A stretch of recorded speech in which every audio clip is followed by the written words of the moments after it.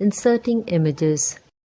Images and other graphical elements such as drawings, paintings, and charts enhance the look and feel of a web page. All these graphical elements are considered as image in the web page.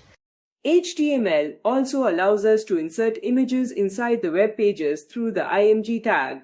The img tag is an empty tag and has various attributes. The attributes of the img tag are src. It specifies the source or URL of the image that has to be inserted in the web page. For example, width. It specifies the width of the image in the web page. For example, height. It specifies the height of the image in the web page. For example, alt. It specifies the alternate text to be displayed in the web browser if the provided image is not found. For example,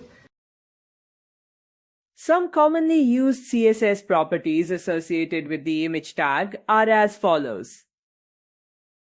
Let us use the img tag to insert an image on the web page in the following way. Ensure that an image which we want to insert on the web page should be saved at the same location where we have saved our HTML file. If we want to insert an image from any other location, we need to provide the complete path of the image to the src attribute.